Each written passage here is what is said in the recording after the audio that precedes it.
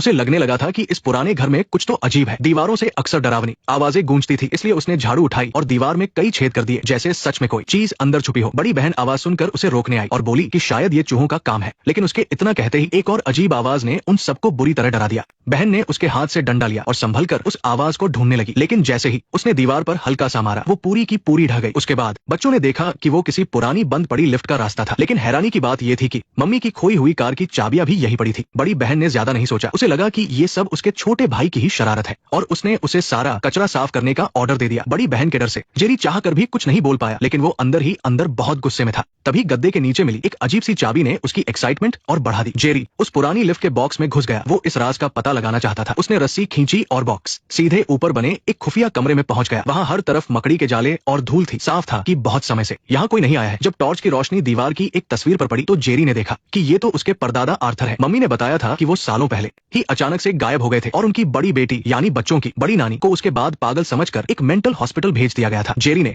अपना ध्यान वापस खींचा और देखा कि पास रखे लकड़ी के संदूक और उसके हाथ की चाबी पर एक जैसा ही निशान बना है। उसने संदूक खोला तो उसमें से बहुत पुरानी चीजों की महक आने लगी। थोड़ी छानबीन करने पर चमड़े की एक अजीब सी पुरानी किताब ने उसका ध्यान खींचा, लेकिन इससे पहले कि वो उसे ध्यान से देख पाता, पीछे से कुछ अजीब सी आवाजें आने लगी। धूल से भरी टेबल पर अचानक अपने आप कुछ लिखा हुआ दिखाई दिया, जिसमें उसे वहां से चले जाने को कहा गया था। पास रखी टॉर्च भी अचानक खुद ब खुद घूमने लगी। जेरी बुरी तरह डर गया था। वो किताब को कसकर पकड़कर गिरते पड़ते अपने कमरे में भाग गया। जब वो थोड़ा शांत हुआ तो टॉर्च की हल्की रोशनी में उस पुरानी किताब को देखने लगा। उसने कवर खोला तो अंदर रखे एक नोट पर साफ लिखा था कि इसे पढ़ना मना है, वरना जान को खतरा हो सकता है। ये एक वार्निंग थी, लेकिन जेरी इन सब बातों को नहीं मानता था। जिस काम के लिए मना किया जाए, जेरी की एक्साइटमेंट उतनी ही बढ़ जाती थी, इसलिए उसने बिना कुछ सोचे समझे किताब की सील फाड़ दी। तभी अचानक पूरे घर में एक रहस्यमयी शक्ति फैल गई। हवा में रेडियो के सिग्नल जैसी आवाजें और किसी जंगली जानवर के गुर्राने की आवाज गूंजने लगी। उस समय जेरी को बिल्कुल अंदाजा नहीं था कि उसकी इस एक हरकत ने कितनी बड़ी मुसीबत खड़ी कर दी है। थोड़ी देर में ही उसे लगने लगा कि कमरे के अंधेरे में कोई चीज उसे घूर रही है और उसकी वजह से जेरी की रूह कांपने लगी। अपने डर को दूर करने के लिए वो सीधा बिस्तर के पास रखे लकड़ी के संदूक में छिप गया और किताब में जवाब ढूंढने लगा। असल में ये उसके परदादा की पूरी जिंदगी की मेहनत थी। एक बार जंगल में रिसर्च करते समय वो गलती से परियों और जादुई जीवों के एक रहस्यमयी इलाके में पहुंच गए थे। वो कभी इंसानों के सामने नहीं आते थे, लेकिन उनके साथ कुछ समय बिताने के बाद आर्थर ने अपने अच्छे बर्ताव से कुछ जादुई जीवों का भरोसा जीत लिया था, जिसके बाद उसने इन जीवों पर बहुत गहराई से रिसर्च की। न सिर्फ उनकी आदतें और ताकत, बल्कि उसने उनकी कमजोरियों का भी पता लगा लिया था। लेकिन दुनिया की हर चीज की तरह जादुई जीवों में भी अच्छे और बुरे दोनों तरह के लोग थे। दुष्ट राक्षसों की नजर उनकी रिसर्च पर पड़ गई। अपनी जिंदगी भर की मेहनत को बचाने के लिए आर्थर ने घर के चारों तरफ एक शक्तिशाली सुरक्षा घेरा बना दिया ताकि बुरी ताकतों को रोका जा सके। ये सब पढ़कर जेरी डर से कांपने लगा। इसका मतलब उसके परदादा के गायब होने का सीधा कनेक्शन इन जादुई जीवों से था। अचानक उसकी बहन की चीख ने रात का सन्नाटा तोड़ दिया। जेरी और उसका बड़ा भाई साइमन झटके से उठ बैठे और भागकर बगल वाले कमरे में गए। वहां का नजारा देखकर दोनों भाई हैरान रह गए। बहन के लंबे बाल न जाने कैसे बेड से बंधे हुए थे। उसने खराब कर दिए। मेरे बाल, इसे यहाँ से ले जाओ। इस बार अच्छा हुआ कि बड़े भाई ने उसे बचा लिया, जिससे जेरी पर कोई शक नहीं गया। लेकिन इस अजीब घटना से उसे यकीन हो गया कि इसका कनेक्शन पक्का उन जादुई जीवों से है। अगली सुबह जेरी ने किताब लेकर बहन को समझाया कि कल रात जो भी हुआ वो उन छोटे जीवों का बदला था, क्योंकि बहन ने उनका घर ढूंढ लिया था और उनकी बड़ी मुश्किल से जमा की गई चीजें छीन ली थी। कहानियों जैसी इन बातों पर बड़े भाई और बहन ने बिल्कुल विश्वास नहीं किया,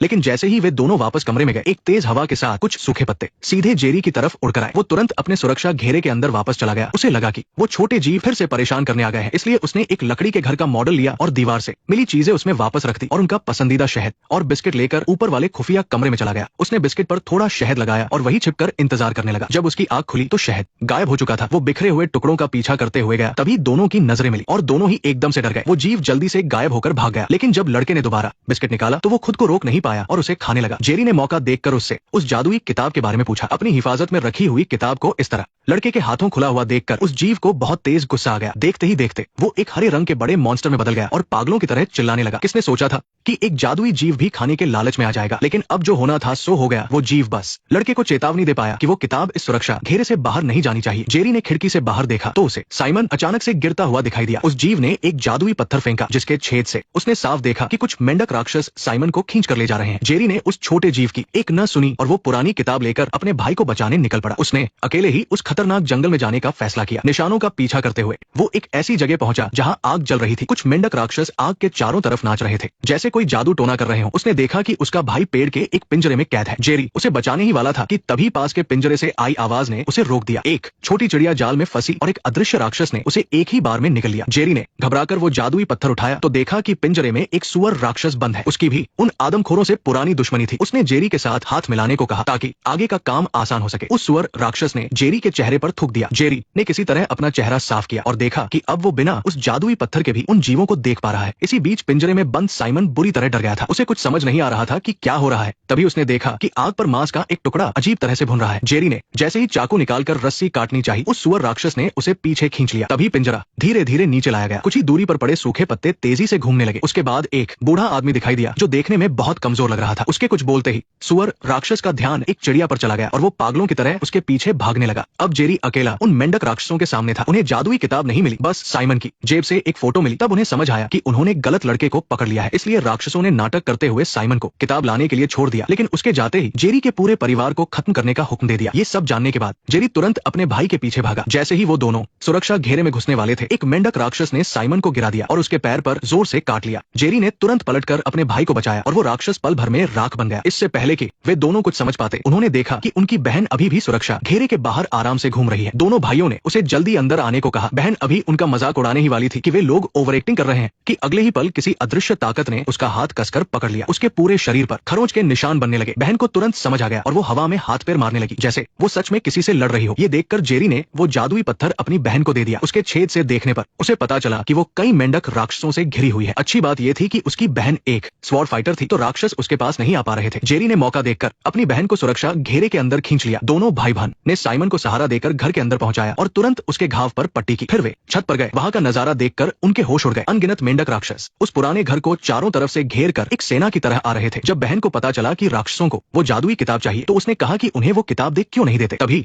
वो छोटा जीव फिर से आ गया और चेतावनी दी कि वो किताब उन राक्षसों के हाथ बिल्कुल नहीं लगनी चाहिए, वरना जादुई जीव और इंसान सब खत्म हो जाएंगे। पास खड़े साइमन को एक आइडिया आया कि क्यों न इस किताब को जला दे। उस छोटे जीव ने तुरंत उन्हें रोका क्योंकि किताब एक जादू से सुरक्षित थी और आम आग उस पर कोई असर नहीं करेगी। सब लोग बड़ी परेशानी में पड़ गए, लेकिन जेरी को अपनी बड़ी नानी की याद आई। वो आर्थर की बेटी है, इसलिए उन्हें भी उन जादुई जीवों के बारे में बहुत कुछ पता होगा। लेकिन पुराने घर के चारों तरफ राक्षस थे, इसलिए उनके पास बाहर जाने का कोई रास्ता नहीं था। तब जेरी ने वो किताब संदूक में बंद कर दी और उसकी इकलौती चाबी उस छोटे जीव को दे दी और घायल साइमन ने सामने के आंगन में जाकर चिल्लाना शुरू कर दिया ताकि मेंढक राक्षसों का ध्यान भटक सके, जिससे उन्हें लकड़ी के घर के अंदर बने खुफिया रास्ते से भागने का मौका मिल जाए। लेकिन राक्षसों को कुछ गड़बड़ लगी। वो इतनी मोटी मिट्टी के आर पार से भी किताब की महक सूंघ सकते थे। असल में जेरी ने उस छोटे जीव को धोखा दिया था और चुपके से वो किताब अपने साथ ले आया था। इसकी वजह से दोनों भाई बहनों का पता चल गया। राक्षसों के सरदार ने तुरंत एक बड़ी छिपकली वाले राक्षस को उनके पीछे भेज दिया। उसकी स्पीड बहुत तेज थी। थोड़ी ही देर में वो कई मिनटों से भाग रहे भाई बहनों के करीब पहुंचने वाली थी। उस छिपकली राक्षस के चलने से बहुत कंपन हो रहा था, जिससे खुफिया रास्ते की छत से मिट्टी गिर रही थी और वो किसी भी वक्त ढह सकता था। दोनों को मजबूरी में पहले ही सुरंग से बाहर निकलना पड़ा, लेकिन राक्षस उनके ठीक पीछे था। इससे पहले कि वे उसका ढक्कन बंद कर पाते, वो झटके से खुल गया। आखिरकार खतरे से बाहर आकर दोनों भाई बहन तुरंत हॉस्पिटल की तरफ भागे और आसानी से अपनी बड़ी नानी को ढूंढ लिया, जिनसे वे पहले कभी नहीं मिले थे। ये सुनकर कि वे लोग पुराने घर में रहने लगे हैं और जादुई किताब बाहर ले आए हैं, नानी का चेहरा डर के मारे पीला पड़ गया। उन्होंने घबराते हुए दोनों को अंदर बुलाया और जल्दी से जेरी ने पुराने घर की सारी बातें बता दी और अपनी परदादी से मदद मांगी। लेकिन बूढ़ी औरत की आवाज भारी हो गई और उन्होंने बताया कि इस किताब ने परिवार पर कैसी मुसीबतें लाई है। सालों पहले जब वो सुरक्षा घेरे के पास खेल रही थी तो उनके पिता ने चिल्लाकर उन्हें मशरूम से दूर रहने को कहा, लेकिन उन्होंने ठीक से सुना नहीं और गलती से एक मेंढक राक्षस ने उन्हें पकड़ लिया। उन्हें बचाने के लिए पिता घेरे से बाहर आ गए और उससे जानलेवा लड़ाई की। तभी हवा की परियां उड़कर आई और उन्हें घेर लिया। परियों की दुनिया के राज बाहर न आए, इसलिए वो आर्थर को अपने साथ ले गई और कैद कर लिया। छोटी उम्र में ही उन्होंने मदद मांगी, लेकिन किसी ने उनकी बातों पर विश्वास नहीं किया। वो हर दिन अपने पिता का दरवाजे पर लौटने का इंतजार करती थी, लेकिन वो कभी नहीं आए। ये कहते हुए परदादी की आंखों में आंसू आ गए। साथ ही उन्होंने बच्चों को एक और राज बताया। परियों ने उन्हें बताया था कि उनके पिता आर्थर अभी भी जिंदा है। तुम्हें उन्हें खोजना होगा, उनकी किताब ले जाकर उनसे ही इसे नष्ट करवाना होगा। तभी मेंढक राक्षस वहां आ गए और किताब छीनने लगे। शुक्र है परदादी ने जल्दी से एक मुट्ठी नमक उन पर फेंक दिया। राक्षस दर्द से चीखने लगे, लेकिन फिर भी उन्होंने किताब के कुछ पन्ने फाड़ लिए। जब शोर सुनकर वहां नर्सें दौड़कर आईं तो उनके पीछे उनकी माँ भी थी। वो काम पर थी, लेकिन उन्होंने बच्चों को चुपके से शहर में घूमते देख लिया था। हालांकि जेरी ने कार में अपनी माँ को वहां आने का कारण समझाया, लेकिन उन्हें परियों जैसी बातों पर बिल्कुल यकीन नहीं था। उन्हें लगा कि बच्चों को न्यूयॉर्क की अच्छी जिंदगी की आदत है और वो उनके साथ गांव में परेशानी नहीं उठाना चाहते। माँ की इस नासमझी से जेरी को बहुत गुस्सा आ गया। उसने सीधा कह दिया कि पिता ने उनके इसी रवैये के कारण तलाक लिया था। जेरी की बातें माँ को छुरी की तरह चुभी। पीछे बैठी बहन से माँ का ये दर्द देखा नहीं गया। उसने अपने भाई को माता पिता के तलाक की असली वजह बताई। दरअसल पिता का पहले से ही चक्कर चल रहा था और उनका एक नया परिवार और बच्चे भी है। माँ नहीं चाहती थी कि जेरी की नजरों में उसके पिता की अच्छी छवि खराब खराब हो, इसलिए उन्होंने ये बात छुपाई थी। अपने फोन में इतने सारे मिस्ड कॉल देखकर जेरी भी समझ गया कि उसके पिता ने सच में उन्हें छोड़ दिया है। इसी बीच मेंढक राक्षस जब फटे हुए पन्ने लेकर लौटे तो उन्हें लगा कि उन्हें कड़ी सजा मिलेगी, लेकिन हैरानी की बात यह थी कि उन पन्नों में सुरक्षा घेरा तोड़ने का तरीका लिखा था। जब चांद निकलेगा तब वो किताब मेरी हो जाएगी। पेड़ पर बैठे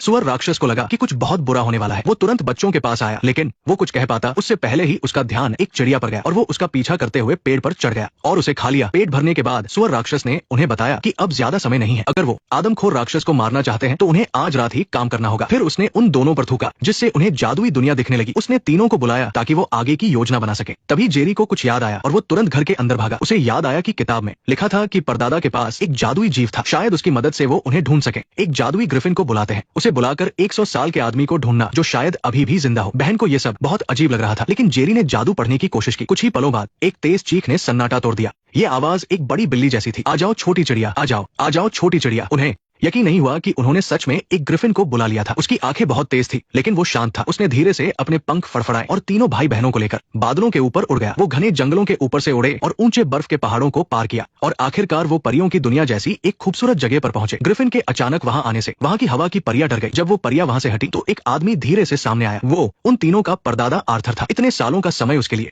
एक दिन से भी कम लगा था। उड़ते हुए बीजों को देखकर आर्थर समझ गया कि ये हवा की परियों का काम है। उनका गाना लोगों को समय भुला सकता है। दोनों भाई बहन उनके काबू में आ चुके थे। उसने जल्दी से जेरी को अपने कान बंद करने को कहा और फिर दोनों झाड़ियों में छिप गए। जेरी के हाथ में किताब देखकर आर्थर की आंखें खुशी से चमक उठी, लेकिन जब जेरी ने कहा कि इसे नष्ट कर दें तो उसका चेहरा उतर गया। इसे नष्ट कर दूं? ये किताब ही मेरी जिंदगी है। आर्थर हैरान रह गया। उसने कभी नहीं सोचा था कि इससे उसके परिवार को इतनी मुसीबतें झेलनी पड़ेंगी। उसने धीरे से किताब खोली, लेकिन देखा कि कवर के अंदर के पन्ने बदल दिए गए थे। साफ था कि छोटा रक्षक अभी भी अपना वादा निभा रहा था और किताब को सुरक्षा घेरे से बाहर नहीं जाने दिया। जेरी ने अपने परदादा से साथ चलने की विनती की, लेकिन वो अब 100 साल के हो चुके थे। इंसानों की दुनिया में लौटते ही वो तुरंत राख बन जाएंगे। जेरी बहुत निराश हो गया और उसने ग्रिफिन को बुलाकर हवा की परियों का घेरा तोड़ा और घर की तरफ लौट चला। शाम हो चुकी थी और अनगिनत मेंढक राक्षस वहां जमा हो गए थे। उन्होंने सुरक्षा घेरे पर जहर छिड़क दिया था और बस चांद निकलने का इंतजार कर रहे थे। लेकिन बच्चों की चिंता तब और बढ़ गई जब उन्होंने अपनी माँ की कार को धीरे धीरे आते हुए देखा। उन्होंने तुरंत कार को रोका, इससे पहले कि माँ उन्हें डांटती। बहन ने एक्सीलेटर दबाया और राक्षसों को कुचलते हुए सुरक्षा घेरे के अंदर घुस गई। साइमन जल्दी से टमाटर बम तैयार करने गया और बहन घर में रखा सारा नमक ढूंढने लगी। बच्चों की इन अजीब हरकतों से माँ बिल्कुल हैरान थी। जेरी के पास समझाने का समय नहीं था। उसने जादुई पत्थर निकाला और माँ को खुद खिड़की से बाहर देखने को कहा। बाहर अनगिनत मेंढक राक्षस घर को घेरे हुए थे। उनकी भयानक आंखें उन्हें घूर रही थी और वो हमला करने वाले थे। माँ को आखिरकार बच्चों की बातों पर यकीन हो गया। उन्होंने दरवाजों और खिड़कियों को नमक से सील कर दिया और खिड़कियों पर सेंट जॉन्स वर्ट की जड़ी बूटियां लटका दी। सब कुछ तैयार करने के बाद पूरा परिवार एक साथ मिलकर दुश्मनों का सामना करने के लिए तैयार हो गया। जैसे ही पूरा चांद आसमान में निकला, घर का सुरक्षा घेरा टूट गया। मेंढक राक्षस खुशी से अजीब आवाजें निकालने लगे और पुराने घर की तरफ दौड़ पड़े, लेकिन उन्होंने देखा कि दरवाजों और खिड़कियों पर जादुई बचाव किया गया है। इसलिए राक्षसों ने अपना रास्ता बदलकर बेसमेंट से घुसने का फैसला किया। फिर घर की जमीन के फर्श की लकड़ियां उखड़ने लगी। उन्हें तुरंत समझ आ गया कि उन्होंने नीचे से बचाव नहीं किया था। मेंढक राक्षस बहुत ज्यादा थे और उनके टमाटर बम भी कम पड़ रहे थे। तभी साइमन तेजी से किचन की तरफ भागा और उसने सबको जल्दी से छिपने को कहा। जब राक्षस किचन का दरवाजा तोड़कर अंदर आए तो उन्हें वहां कोई नहीं दिखा। तभी कैबिनेट में छिपे साइमन ने जमीन पर गिरे तेल में आग लगा दी। आग तेजी से ओवन तक पहुंच गई और अंदर भरा सारा टोमेटो सॉस एक बड़े धमाके के साथ फट गया। जब धुआं हटा तो सारे राक्षस हरे रंग के चिपचिपे पानी में बदल चुके थे। सब लोग कैबिनेट से बाहर निकले और घर की बिगड़ी हुई हालत देखकर उन्होंने राहत की सांस ली। लेकिन तभी दरवाजे से आवाज आई और एक जाना पहचाना चेहरा अंदर आया।